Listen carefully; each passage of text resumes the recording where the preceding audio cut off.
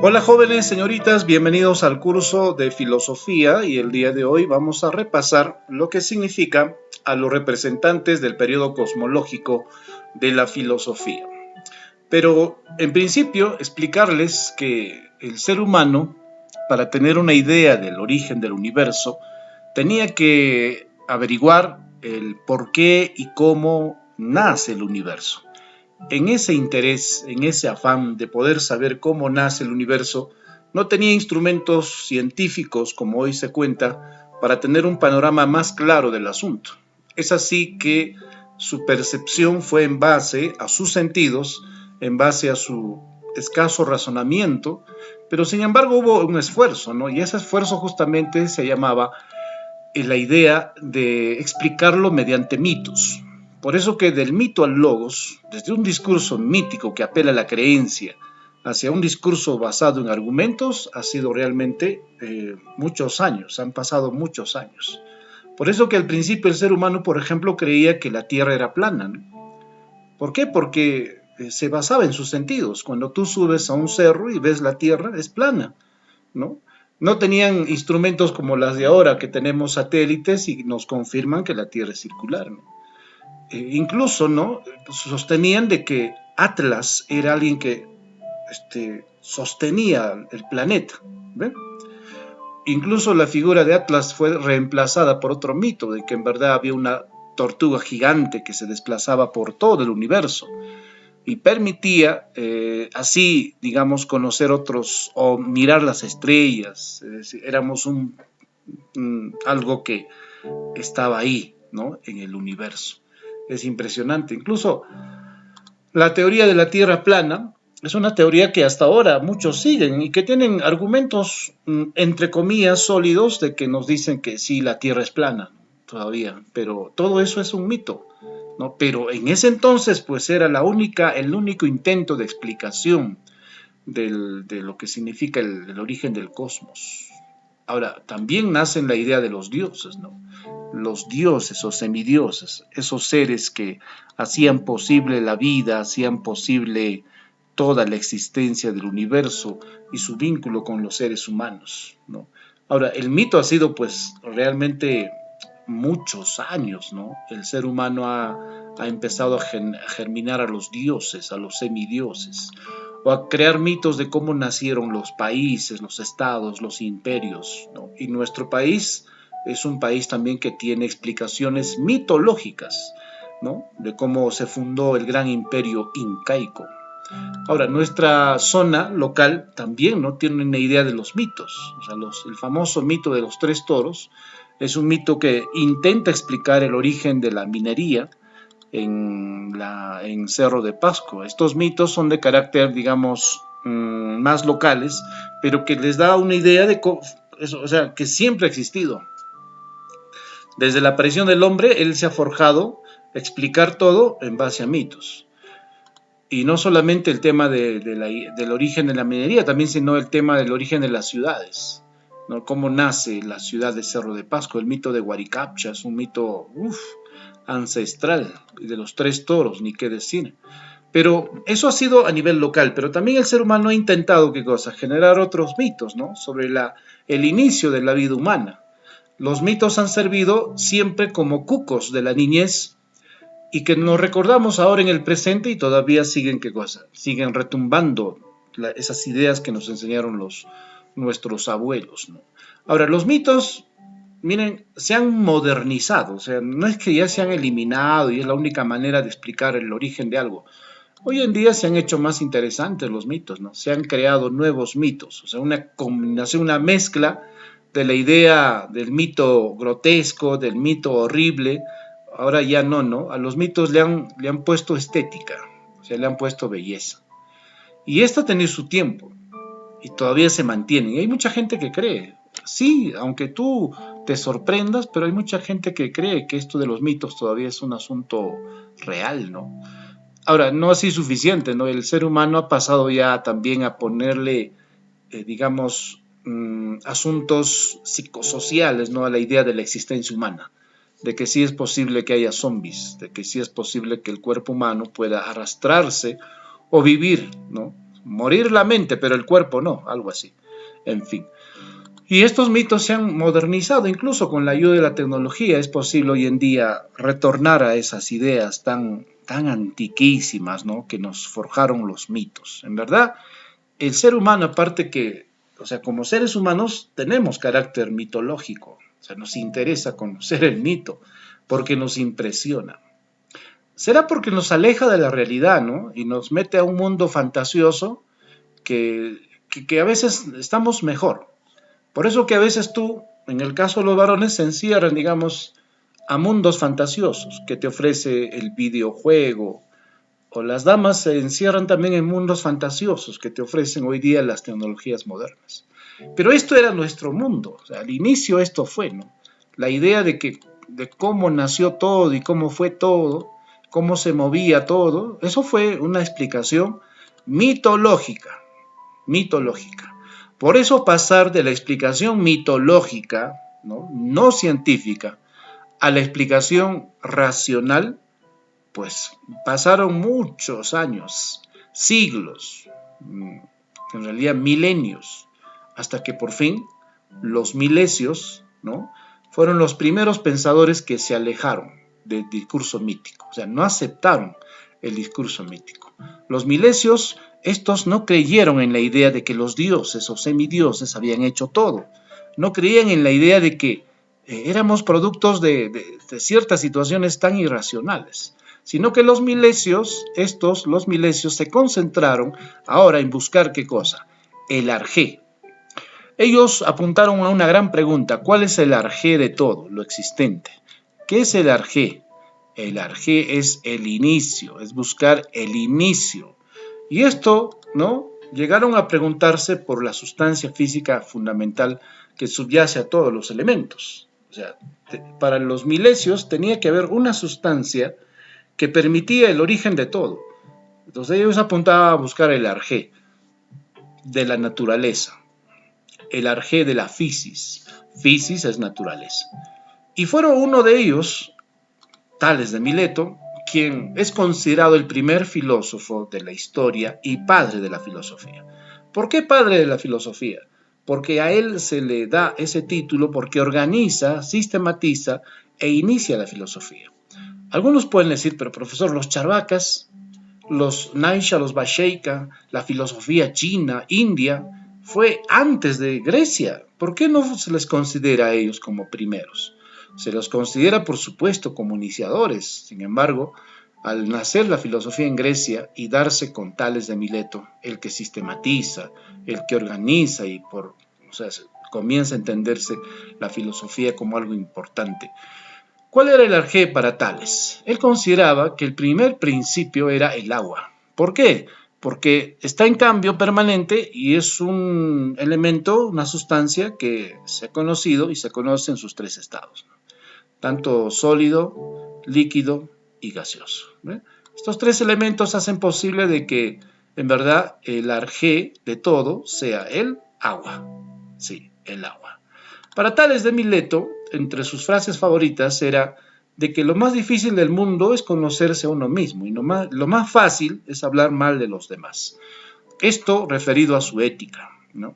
Es bien fácil fastidiar, fregar, ¿no?, a los demás, pero es más difícil conocerse a uno mismo. Entonces, una visión importante de la filosofía de Tales es eso. Y para él, el placer supremo es obtener lo que se anhela, ¿sí? Cada uno de nosotros tenemos, pues, diferentes deseos, ¿sí?, anhelos. Y el día que lo logres, hay homeostasis, como dicen los psicólogos, ¿no? O sea, cuando logras la satisfacción de un objetivo, el cumplimiento de una meta, entonces hay homeostasis, entonces hay placer. Y no hay mayor placer, según Tales de Mileto, que obtener lo que tú anhelas, ¿eh? Genial, ¿sí o no?, la filosofía de Tales de Mileto. Para Tales, de todas las cosas, dice, la más antigua es Dios porque no fue creado. ¿Qué les parece? Claro, para Tales, el asunto de Dios está claro, ¿no? O sea, es lo más antiguo que hay, e incluso podría ser el inicio, y que no fue creado. Ese es un argumento muy sólido que utilizan los idealistas hasta el día de hoy, hablando del padre de la filosofía, Tales de Mileto. Después de Tales viene Anaximandro, que también era de la ciudad de Mileto. Y para Anaximandro no era el agua de donde venía todo, no era el arjé. Para Anaximandro, gran materialista a propósito, esto tenía que venir de una sustancia eterna, y él lo llamaba el apeirón. A esta sustancia, dice Anaximandro, tiene que ser indeterminada, indefinida, es decir, no sabíamos su principio ni su final, simplemente es su actividad permanente, siempre está allí, el apeirón. Ahora, Anaximandro se adelantó a su época. ¿Por qué? Porque como filósofo materialista que era, ¿no?, planteó que la especie humana procede por evolución de otras especies inferiores. ¿Qué les parece? Es decir, para llegar a ser humano, ¿no?, para estar aquí, ¿no?, el ser humano, ¿no?, ha sido producto de un largo y lento proceso de evolución. Mira, hemos empezado desde las algas, de ahí recién fuimos rastreros, de ahí empezamos a hacer un intento de subir al árbol, ¿no? Bajamos del árbol y empezamos y al final hemos ido y somos seres humanos. ¿Qué les parece? ¿No? Anaximandro dice que lo ilimitado no tiene principio, pues en tal caso sería limitado. ¿Qué les parece? Es un principio materialista esta frase. Lo limitado no tiene principio, porque si tiene principio, origen, entonces sería ilimitado. Pues. ¿Qué les parece la visión de Anaximandro? No se olviden, el apeirón, la sustancia indefinida, indeterminada, que era el arjé, el inicio de todo para este filósofo Anaximandro. Luego viene Anaxímenes, que también es de la ciudad de Mileto. Por eso la comunidad de los milesios fueron los primeros en alejarse del discurso mítico, ¿no? Y bueno, acá aparece la figura de Anaxímenes, pensador de Mileto, y a propósito, discípulo de Anaximandro. Sí, pero no porque era su discípulo pensaba lo mismo que su maestro, porque nadie de ustedes va a pensar lo mismo pues, que su maestro, o sea, no pueden. Cada uno forja su esencia, forma su idea, forma su pensamiento. ¿Cuál era la idea para Anaxímenes? Anaxímenes sostenía que todas las cosas, el arjé, era el aire, ¿sí? El principio de todas las cosas naturales era el aire, porque dice, permite la vida, y a eso Anaxímenes le llamaba el fluido vivificador, o sea, lo que le da vida, el fluido vivificador. El aire era un elemento clave, así como nuestra alma, dice, es aire, nos mantiene unidos, de la misma manera el neuma o aire envuelve al cosmos. ¿Qué les parece? Esto es una idea muy antiquísima, la de Anaxímenes, sosteniendo de que este fluido no era vivificador. Para los que son idealistas subjetivos, o llamados también cristianos, el tema es interesante de Anaxímenes porque él habla de fluido vivificador, o sea que el aire es la sustancia que da vida. Y en el relato del Génesis, en la Biblia, manifiesta de que Dios, cuando creó al hombre, ¿no?, del polvo de la tierra, ¿qué hizo que tuviese alma? ¿Qué hizo que tuviese movimiento? Dice que le dio aire, ¿sí o no? Le dio un soplo de vida, ¿no? Hálito, ¿sí o no? Entonces, ese hálito, ese soplo, para Anaxímenes, la visión de él era de que era, ¿qué cosa? El alma, pues, ¿no? La energía. Y esa energía, así como está en el ser humano, está en todo el cosmos. Es un neuma universal, dice, que envuelve a todo el cosmos. Si todas las cosas se originaron por el grado de consideración y enrarecimiento del aire a causa del frío y del calor. Genial, Anaxímenes sosteniendo cuál era su arjé para él. Era el aire. Pero continuemos y veamos que Anaxímenes es idealista, ¿cierto? Pero aparece también su opositor, Heráclito. Heráclito nace en Éfeso, llamado filósofo del cambio. Más adelante sabremos por qué le decían filósofo del cambio. Para él, la realidad era algo esencialmente móvil y fluyente, dice, para Heráclito. Y Heráclito sostenía esa famosa idea, pensamiento, de que no podemos bañarnos 2 veces en el mismo río porque sus aguas fluyen constantemente y el río deja de ser el mismo que era antes. Este principio, ¿no?, de que nadie puede bañarse 2 veces en las aguas del río, es un principio que nos da la idea de la dialéctica. Y para Heráclito, como para Einstein más adelante, y para todos nosotros hoy en día, pues, ¿qué cosa era lo más importante? Que todo es fluyente, que todo es móvil. Para él, ¿cuál era el arjé? Para Heráclito. El arjé era la sustancia primera de la naturaleza, que era el fuego, que todo lo transforma. ¿Sí? El principio, dice, para Heráclito, era el arjé, era el fuego. Todo comenzó con fuego y todo terminará con fuego. Los planetas se crean con un Big Bang y se destruyen con un Big Bang. Los sistemas se crean con estas explosiones y también tienen su fin con estas explosiones. Al final, según la física moderna, hoy en día conocemos de que los planetas estallan y nacen nuevos planetas y también finiquitan su existencia como planeta, como sistema, con una gran explosión.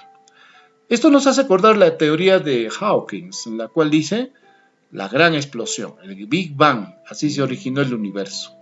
Ahora, no es que es absolutamente la idea de Hawking, ¿no? Sino que Hawking lo tomó gracias a los estudios de Heráclito.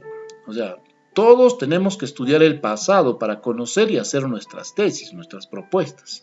Y una de ellas es, pues, la que sustenta Heráclito.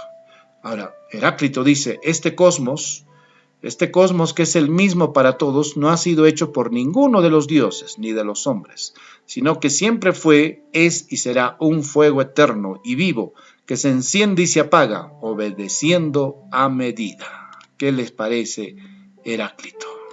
Es mortal el tío, ¿sí o no? Claro, porque como buen materialista no acepta la idea de los dioses, ¿no? Para él siempre fue y será fuego eterno, ¿no? Y que crea y que destruye. Y algo vital, él funda la base de la ciencia moderna, que todo fluye y nada queda estable, que todo cambia, que todo es movimiento, que todo es dinámica, que todo es relativo y nada es absoluto. Ah, esa frase ya la escuchaste a alguien, por supuesto, ¿no? Se la deben a Albert Einstein, pero quien funda las bases de esta idea es el gran Heráclito de Éfeso. Bien. Luego, ¿quién aparece? Parménides, que era ya de Elea, sí, se llama el filósofo del reposo. Su preocupación para Parménides no fue tan naturalista o física como la de sus antepasados, ¿no? Es decir, si Tales, Anaxímenes, Heráclito decían que hay que buscar el origen de la naturaleza, el origen de la fisis, en cambio Parménides se concentró en otro asunto, dijo, que aquí lo más importante es el ser. Sí, el ser. El ser, dice, es la única cualidad que tienen en común todos los objetos del mundo. Claro. ¿Qué pasaría si no hay ser humano? O sea, no habemos seres humanos. Imagínate un mundo sin humanos, un planeta sin humanos, un sistema sin humanos, un universo sin humanos. ¿De qué valdría todo? Pues no podrían ser conocidos. Pero como existe el ser, o sea, el ser, ese ser hace posible que todos los objetos del mundo sean considerados, sean estudiados, analizados, incluso transformados. El ser es lo más importante, según este filósofo, Parménides. Lo mismo, dice, permanece en lo mismo y descansa en sí mismo. Por eso se llamaba el filósofo del reposo, porque para Parménides, ¿qué cosa? Lo mismo permanece y que no hay cambio, y descansa en sí mismo. Como verán, es su opuesto a Heráclito, su opositor, su contrario, su polaridad. Pero ¿qué más? Hasta aquí está bonito la idea, ¿no? Tales el agua, Anaxímenes el aire, Heráclito el fuego, Parménides el ser. Interesante la cosa, ¿no? Cómo se originó todo, buscando el arjé. Hasta que aparece alguien y postula algo distinto. ¿Me refiero a quién? A Pitágoras. ¿Qué nos dice Pitágoras de Samos? Nació en esta ciudad llamada Samos. Consideraba el número como principio. Ajá, el número como principio. Se supone entonces, dice Pitágoras, cualquiera sea la materia, siempre adoptará la forma de un número, en una combinación geométrica o aritmética. Esto es un gran inicio para la ciencia. Dice que hay que controlar a la materia. Pero ¿cómo puedes controlar a la materia si no lo puedes medir? ¿Y cómo se mide a la materia? Mediante un número. Por eso el poder del número, que puede medir Y si puede medir, puede controlar. Y si puede controlar, puede modificar. Por lo tanto, el número dice, sea cualesquiera la materia, aire, agua, fuego, cualesquiera, tiene que medirse. Cualesquiera, tiene que medirse. Y por lo tanto, aquí lo más importante, dice, es medir. Y para eso el número es vital, ¿no?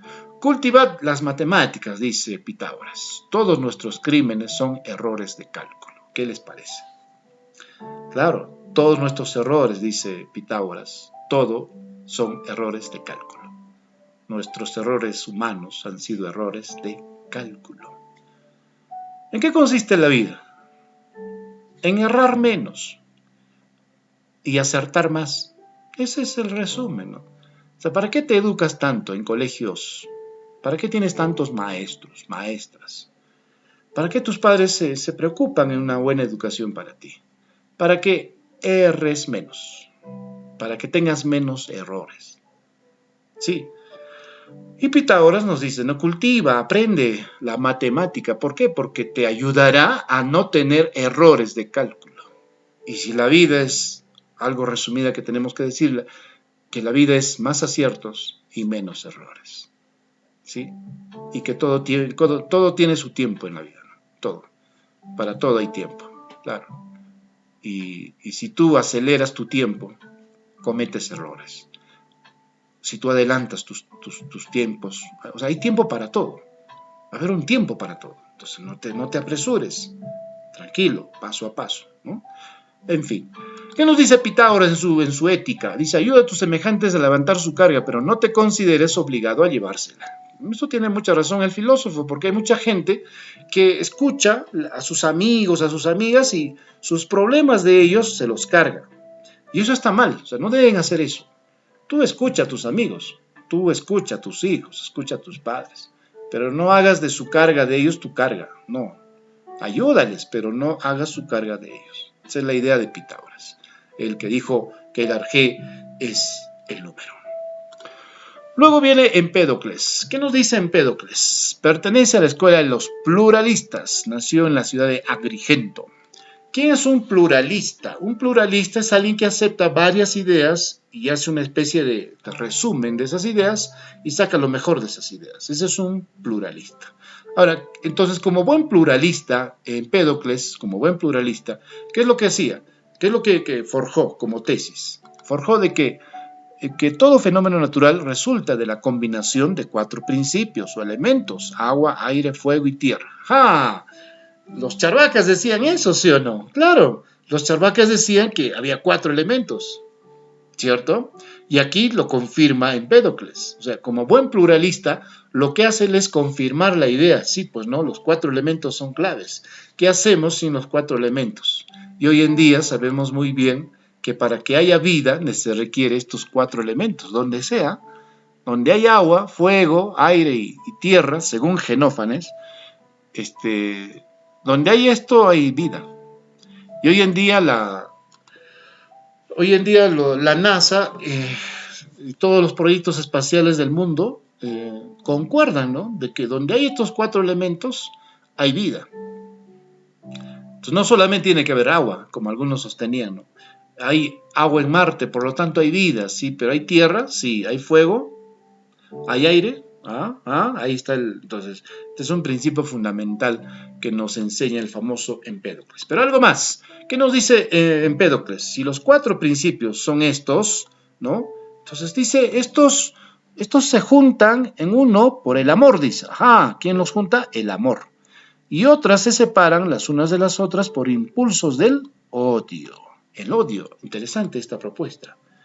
Si Empédocles dice que el amor hace que se junten estos 4 elementos, ¿sí? Estos 4 elementos, dice, se juntan por amor, pero también dice que ¿quién los separa? El odio. O sea, los 4 elementos los separa el odio. ¿Y quién es el representante del amor? Cristianos. ¿Quién es el amor? Dios es el amor, ¿sí o no? Claro, entonces según Empédocles, Dios los une. O sea, Dios une a los 4 elementos, ¿sí? ¿Y qué los separa? Dice el odio, la discordia. ¿Y quién es el padre de la discordia? ¿Quién es el padre del odio? Su polaridad de Dios, pues, el diablo, Satanás, ¿no? Entonces, como han notado, Empédocles logra de manera magnífica reunir ideas, ¿no? Que en principio sostiene que son 4 elementos, y estos 4 elementos los une Dios, el amor, y los separa, ¿quién? El odio, ¿no? Que es el diablo. Interesante su propuesta de este filósofo Empédocles. Luego aparece alguien más alucinante, ¿eh? ¿Quién? Zenón de Elea. Este tipo sí se pasa. Concibe el universo como el mundo es a la vez eterno y limitado, continuo y repetido. Ajá, ¿qué les parece?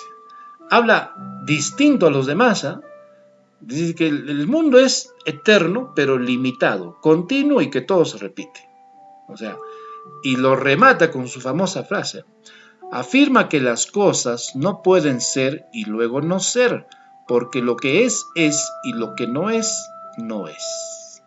Lo que no es, no es. Y lo que es, es. ¿Qué quiere decir acá el gran filósofo Zenón de Elea? De que todo es estático, pues no. De que no hay movimiento, no ha habido evolución, no venimos del mono, no. Todas las cosas son lo que son. Lo que es y lo que no es, no es. Para él, no te esfuerces en cambiar, porque eres lo que eres, pues no hay cambio. Sí, a pesar de que todos trabajemos para que cambies, para que seas mejor persona, no, no es en vano, dice. Tú ya estás hecho y no hay cambio. Lo que eres, eres. Y lo que no eres, no eres. O sea, no aspires a algo que nunca vas a hacer, porque no lo eres. Y identifica más bien qué es lo que eres para que te conozcas en qué desempeñarte. Por eso que Zenón este tío es bravazo, ¿eh? O sea, es un tío que te dice las cosas tal como son, ¿no? O sea, porque nosotros muchas veces confiamos en que los buenos van a cambiar, a ser buenísimos, o los malos van a ser buenos. Pero no, pues Zenón dice no, lo que es y punto. Y algo más, ¿eh? El tío dice lo siguiente. El resultado inmediato, dice, de esta observación, según Zenón, dice, demuestra que el movimiento es solamente ilusorio. Ajá, ¿qué les parece? Para Zenón no hay movimiento. Para este filósofo no hay movimiento. ¿Quién hablaba del movimiento, del cambio? Heráclito, ¿sí o no? Claro. Heráclito decía que todo fluye, nada es inmóvil. En cambio, dice Zenón, que el movimiento es ilusorio, o sea, que no existe. Solo existe en nuestro pensamiento y creemos que todo está en mutación y algo que es falso. Ahora, ¿por qué lo sustenta el tío esto? Vamos a leer su sustento. Él dice, el proyectil arrojado, mientras se encuentra arrojado, está en reposo durante todo el tiempo que dura el trayecto. La flecha arrojada está inmóvil porque el tiempo está compuesto de instantes y nada que esté en el instante se mueve. ¿Qué les parece? Esto es un buen sustento, ¿eh? Claro, porque dice, si yo arrojo algo, yo arrojo este objeto, ¿está en movimiento o no? Ustedes están viendo, ¿está en movimiento? Claro, sí, ¿no? Pero ¿qué dice Zenón? No, no está en movimiento. ¿Por qué? Porque lo que yo arrojo, la flecha arrojada está inmóvil, porque el tiempo está compuesto de instantes y nada que esté en el instante se mueve. Claro, como está compuesto por instantes y en el instante nada se mueve, y tiene razón, pues. O sea, el movimiento, ¿dónde queda paralizado? En el instante. Esto es una teoría impresionante, ¿no? Y que ha dado pie a la idea posterior, ¿no? Siglos después, de que el tiempo en la Tierra es una cosa y el tiempo en el espacio es otra.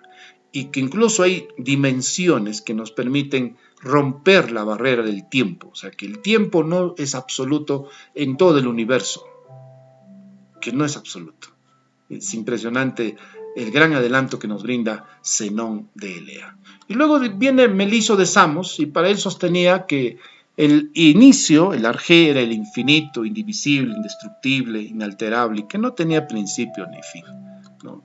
Acá Meliso nos enseña de que para qué esforzarnos en conocer el arjé, si sabemos que es pues infinito, ¿no? Si sabemos que es indivisible, o sea, no podemos conocerlo. Incluso es inalterable, no podemos. Meliso orienta la idea del ser, según él, es infinito, no tiene ni final ni puede surgir del no ser, ¿no? Meliso se concentra en la idea de que ¿para qué vamos a conocer si no vamos a poder cambiarlo? Si todo es inalterable. y que nada tiene principio, ni nada tiene final. Una especie de conformista, ¿no? Pero en verdad hay algunas cosas que en verdad son inalterables, ¿eh? Que no se pueden, o sea, ya no se pueden hacer nada, ¿no? Se da así y listo, se tiene que aceptar. ¿Cuál, por ejemplo, profesor? La muerte. ¿Qué puedes hacer con la muerte? Hasta ahorita, durante la existencia de millones de años del hombre, ¿se ha descubierto algo sobre la muerte en el sentido de que podemos superar la muerte? Eso es un asunto inalterable hasta ahora, indestructible, ¿ve? Entonces, así como la muerte, hay muchas cosas que en verdad no podemos alterar, pues, ¿no? Se va a dar tarde o temprano, ¿no? Pasemos a otro filósofo interesante antes que se depriman, con Meliso de Samos, Demócrito. Demócrito, miren, no es Papá Noel, no es Papá Noel, así era, ¿no? Era uno de los filósofos más simpáticos que existió. ¿Cuál era la idea, el arjé para Demócrito? Él sostenía que el arjé lo define como su esencia, ya que es algo único y que para hacer cada cosa tiene que tener su propio tipo de construcción, y a eso lo llamó átomos, sí, asuntos indivisibles, el átomo. Ajá, como han visto, Demócrito llega a un avance extraordinario, a un logro vital. ¿Por qué? Porque sustenta por primera vez que no es el aire, no es el agua, no es el fuego, ¿no? Sino que todo está compuesto por partículas, por átomos. Y estos átomos, como tienen su propia constitución, están en todo lugar. Están en mi terno, están en mi corbata, están en mi cabello, están en tu piel, está en todo. Sí, el átomo. Y si todo es átomo, entonces estamos hablando de qué cosa lo diferencia. Más adelante otro filósofo descubriría qué lo diferencia. El gran Aristóteles nos dijo, la diferencia es la forma, pues. Si todo está lleno de partículas, de átomo, ¿qué lo diferencia? La forma, pues. Eso es todo lo que diferencia. Entonces, el gran avance de Demócrito nos permitió saber eso, ¿no? Y él sostenía que nada existe excepto átomos y espacio vacío. Átomos y espacio vacío. Los demás son opiniones. Letal el tío, ¿eh? Demócrito, ¿eh? Es letal en su pensamiento, ¿no? Solo es átomos y vacío. Es todo lo que existe. Todo lo demás son opiniones. Y que nosotros, cuando morimos, también nos transformamos en qué? En otros asuntos, ¿no? Y sigue la vida. O sea, ya no como ser consciente. En fin, mucho que filosofar, ¿no? Para él decía que vida sin fiestas es como un largo camino sin posadas. Por eso era pues el filósofo más simpático, ¿no? Como verán en su rostro, ¿sí? Vida sin fiestas es un largo camino sin posadas. O sea, es necesario divertirse, es necesario pasarla bien, ¿no? No todo es estudio, no todo es preocupación, no todo es tristeza. Tiene que haber espacio para la sonrisa, tiene que haber espacio para la felicidad. Tienes que ser hedonista, ¿no? Eudemonista siempre, porque de lo contrario te vas a ahogar, ¿no? En este mundo lleno de crueldades, en fin. Vamos a conocer más filósofos. Anaxágoras. Entonces, si Demócrito nos enseñó que todo es partículas, Anaxágoras dice que estas partículas, él los llama homeomerías, sí, las homeomerías. Entonces, significa que todo está en todo y participa de todo. Ajá, claro. Entonces, para Anaxágoras, esas partículas los denomina homeomerías y que estas homeomerías permiten, ¿qué cosa? Que el ser humano pueda entender que todo lo que tenemos, que todo lo que vemos, que todo lo que hemos descubierto está hecho de partículas. Y estas partículas están en todo y participan de todo. Y si están en todo y participan de todo, entonces afecta a todo. Pues algunos dirán, lo que pasa en Cerro de Pasco con su contaminación, producto de la actividad extractiva, ¿no? Yo vivo pues en Huancayo, a mí no me afecta. O yo vivo en Huánuco, no me afecta. O yo vivo en Río de Janeiro, no me afecta. Por eso es falso. ¿Por qué? Porque según Anaxágoras, todo afecta a todo. Porque este agua alimenta, por ejemplo, al gran río, al río San Juan. El río San Juan alimenta al río Guallaga y el río Guallaga alimenta al gran río Amazonas y alimenta al mar, o sea, afecta a todos, ¿sí? Lo mismo, estas lagunas son fuentes del gran lago Chinchaycocha. y el lago Chinchaycocha alimenta al gran río Yauli, la Oroya, y este alimenta al gran río Mantaro. Afecta, sí afecta a todos, porque esa es la idea, ¿no? O sea, si tú echas un contaminante, contamina a todos, es inevitable. Y entonces la filosofía de la preservación del medio ambiente, si Anaxágoras hace miles de años nos decía de que todo afecta a todo, el ser humano ha sido irresponsable hasta ahorita con su naturaleza, ¿no? Entonces, esa es la idea del origen del cosmos, en buscar el arjé, y al final, pues sí, hoy sabemos de que el arjé, el inicio de todo fueron partículas, y todo está estructurado por partículas, y estas partículas afectan a todo, ¿no? A todo. ¿Qué les parece? Interesante la clase de hoy a propósito del periodo cosmológico de la filosofía. Vamos a las preguntas, ¿sí? A ver cómo te va luego de lo que hemos ya desarrollado. Sí, vamos a las preguntas de esta clase. Primera pregunta. Los filósofos de Mileto buscaban la sustancia primaria de todas las cosas. A esto también se le denominó. A ver, ¿cómo se le llama a la sustancia primaria de todas las cosas? Lo mágico, el arjé, los fundamentos, la mayéutica, la parapeusia. A ver, ¿cómo se llama el elemento clave que buscaban todos? Se llama el arjé. Muy bien.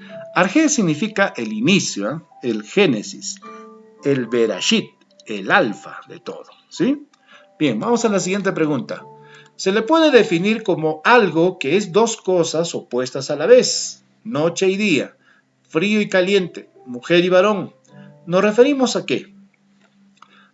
Al apeirón, el arjé, la dialéctica, lucha de contrarios o el ser, ¿no? Dice, son dos cosas opuestas a la vez, ¿no? Y es algo indefinido, ¿no? Ilimitado, porque siempre se va a dar. La respuesta es el apeirón. Muy bien, el apeirón. Siguiente pregunta. Kimberly sustenta que todas las cosas fueron creadas por Dios. Podemos afirmar que ella tiene un pensamiento. A ver, Kimberly dice de que todo es gracias a Dios, ¿no? Su pensamiento es ontológico, estético, ético, filosófico o mítico. ¿Cuál es la respuesta? ¿No? Si ella dice que todo es gracias a Dios, ¿no? Es idealista, subjetiva, ¿no? La respuesta es mítico. Sí, porque la idea de Dios es algo mítico. O sea, está dentro de esta categoría, claro. Algunos dirán, pero profesor, ¿por qué no es de carácter ontológico? Si Dios es un ser, puede ser ontológico. Es que te está hablando del tipo de pensamiento, pues, o sea, del tipo de pensamiento.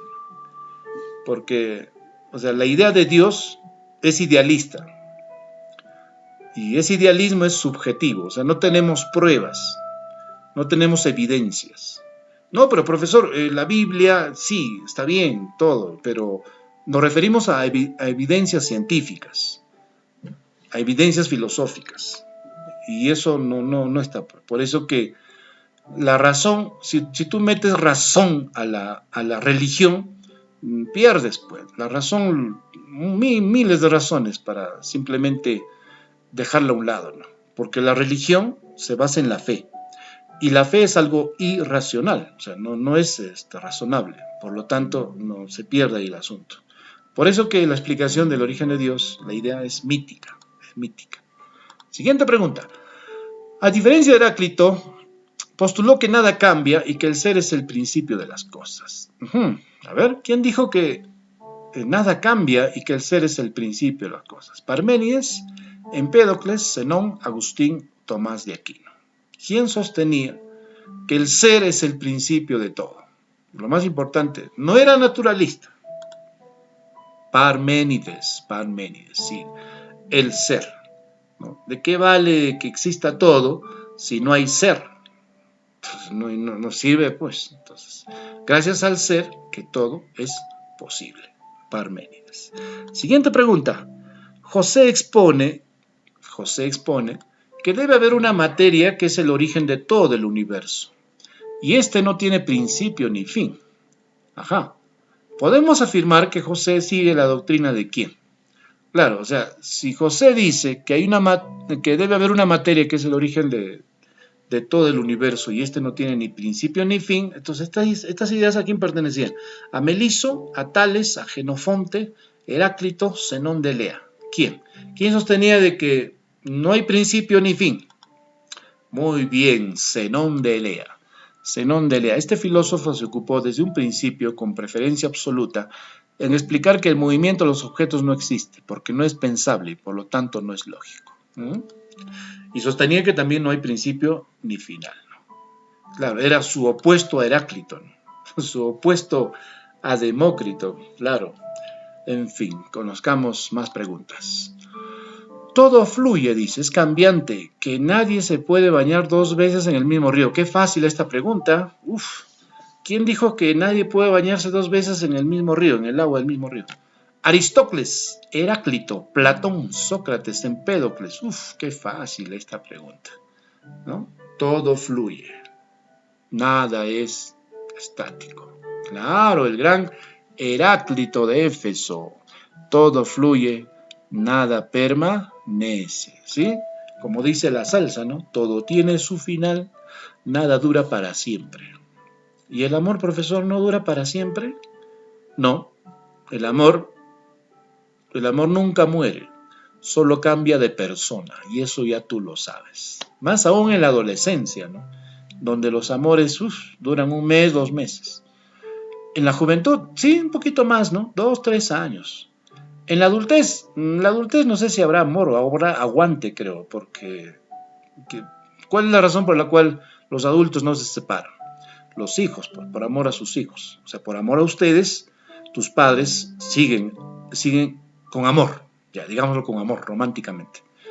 ¿No? Entonces, pero no, dice, todo termina, ¿no? Hasta el amor, todo termina. Ah, usted habla porque es un frustrado del amor. No, esta es la visión dialéctica de la vida. Es una situación clara, que tú no vas a entender porque eres pipiolo, pero eres joven. 15 añitos, 16 añitos estás viviendo y ya te crees saber todo. No. Pero es interesante Heráclito, o sea, yo les invito a profundizar estudios de Heráclito. Claro, yo te doy el panorama ahorita, ¿no? Lo general en este curso de filosofía. Pero hay filósofos muy interesantes que tú, de acuerdo a tu punto de vista, puedes estudiar, puedes avanzar en sus estudios. Y Heráclito es uno de los estudiados por Sir Isaac Newton, por Hawking, por Albert Einstein, o sea, lo han seguido, lo han estudiado, no más que otros, ¿no? En fin, siguiente pregunta. Miriam postula que tenemos algo de todo dentro de nosotros. Ajá. Por eso podemos percibirlo. Podemos afirmar que ella sigue las doctrinas de quién. A ver, ¿quién dijo que tenemos algo de todo dentro de nosotros? Algo de todo en nosotros. Por eso podemos percibirlo, dice. Demócrito, Empédocles, Zenón, Heráclito o Anaxágoras. ¿Quién dijo, no? Que tenemos algo de todo en nosotros. Anaxágoras, claro, Anaxágoras. Claro, ¿qué sostenía Anaxágoras? Sostenía pues que todo está en todo.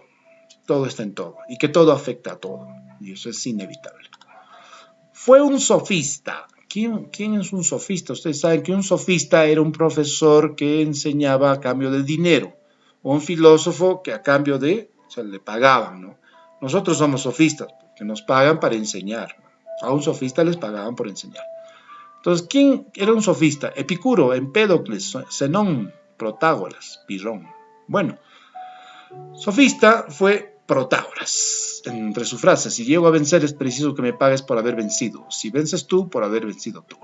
¿Qué les parece? Es que un buen argumento, ¿no? Al final le vas a pagar, Protágoras. Bueno, y los sofistas eran expertos en el arte de la retórica, de la discusión.